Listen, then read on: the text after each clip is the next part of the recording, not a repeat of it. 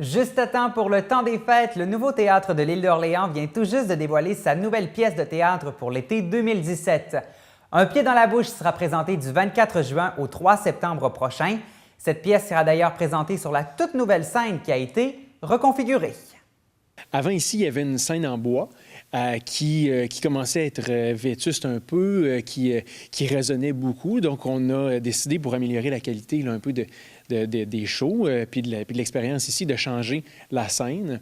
Donc, on s'est acheté une scène en aluminium avec le dessus de bois, évidemment, mais donc qui permet aussi, qui est modulable. C'est ça qui est son plus grand avantage, c'est que on va pouvoir, par exemple, faire une section plus haute, une section plus basse pour faire des décors un peu plus éclatés que ce qu'on pouvait faire dans le passé.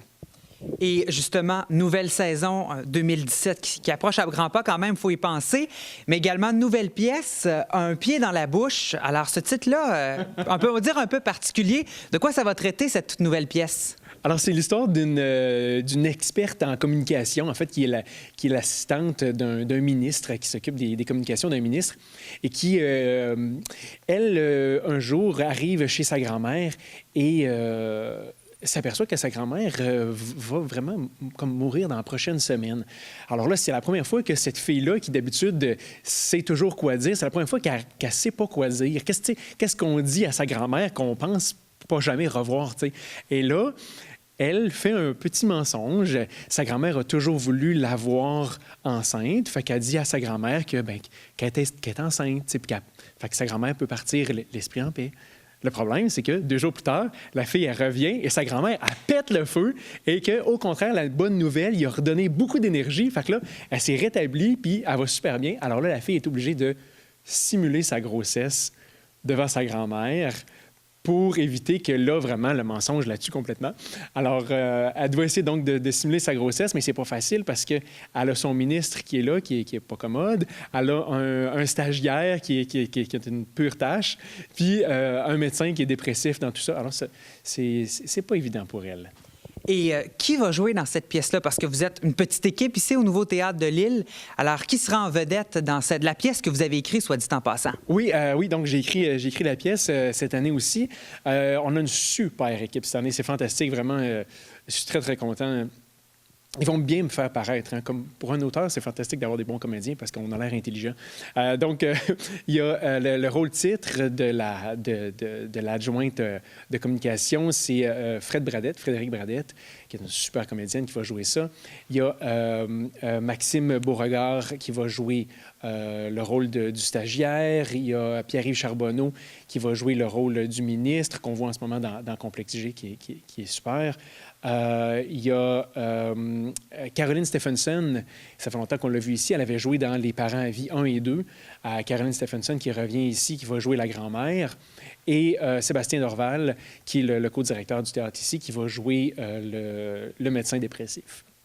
Et justement, comment on fait la sélection des comédiens? Est-ce que c'est un travail qui se fait 1 an à l'avance carrément? Oui, on fait ça longtemps d'avance parce que nous, on sort la programmation en novembre. Donc, on a besoin, à la fin de l'été à peu près, là, on commence à penser aux gens qu'on veut voir en audition. Et on trouve ça important de passer les auditions aussi parce que souvent, on a des surprises extraordinaires. Des fois, il y a des comédiens avec qui on est habitué de travailler, qu'on sait qu'ils sont bons, ça, mais il y a des nouveaux qu'on connaît moins, qui sortent du conservatoire, par exemple, ou des gens avec qui on n'a jamais travaillé, puis qu'on ne sait pas. Bon. Puis des fois, il y a une espèce de mariage entre un personnage et un comédien au début qu'on n'imagine pas. Puis à un moment donné, quand c'est le comédien en particulier qui joue ça, ça devient fantastique. Donc on passe des auditions. Ouais. Cette année, on a fait ça en septembre. On a trouvé toute notre équipe. Puis c'est jamais facile, les auditions, par exemple, parce qu'on voit 5-6 propositions toutes intéressantes, puis il faut choisir là-dedans. Mais c'est ça. Mais là, je pense qu'on a bâti une équipe, moi, dont je suis vraiment très, très fier. Et le Nouveau Théâtre de l'Île, c'est un petit théâtre qui fait beaucoup avec peu. C'est quoi les défis que ça représente année après année de revenir avec une pièce comme ça? En fait, le défi, c'est de toujours présenter une pièce de qualité. Nous, ça a été vraiment, depuis le début, c'est ça qu'on veut faire. On veut présenter de la comédie actuelle, la comédie intéressante, drôle. évidemment, les autres théâtres aussi essaient ça, de faire de la bonne comédie, mais nous autres, c'est un petit théâtre. Ici, on a 172 places, donc forcément, ça nous force à avoir un type de pièce plus intime, peut-être. Quand on a un théâtre de 500 places avec une scène qui fait 4 fois la nôtre, bien là, on peut se permettre des trucs, de la comédie musicale, des choses comme ça. Mais ici, on vise quelque chose de plus proche du monde. On veut de la comédie plus humaine, plus sincère. Donc, c'est ça. Puis c'est une belle expérience que les gens ont. Le défi, bien, c'est ça. C'est donc d'avoir toujours des bonnes pièces, puis d'offrir quelque chose de peut-être un petit peu plus à chaque année. Par exemple, cette année, la Seine. L'année passée, ça avait été les Gradins. Où on a aussi un bar avec des produits locaux qu'on a introduits cette année. Donc, c'est ce genre de petites choses-là là, qu'on voit à chaque année pour l'amélioration. Alors, un pied dans la bouche du 24 juin au 3 septembre 2017. Et là, les fêtes approchent. Ça peut être une belle idée de cadeau de Noël. C'est une excellente idée de cadeau. Oui, en fait, c'est pour ça qu'on sort la programmation un peu plus tôt, parce que la meilleure publicité, en fait, c'est le bouche à oreille. Donc, si les gens savent c'est quoi notre programmation longtemps en avance, bien, ils ont le temps de se faire à l'idée de planifier leur voyage ou d'acheter des cadeaux de Noël à la forfaiterie.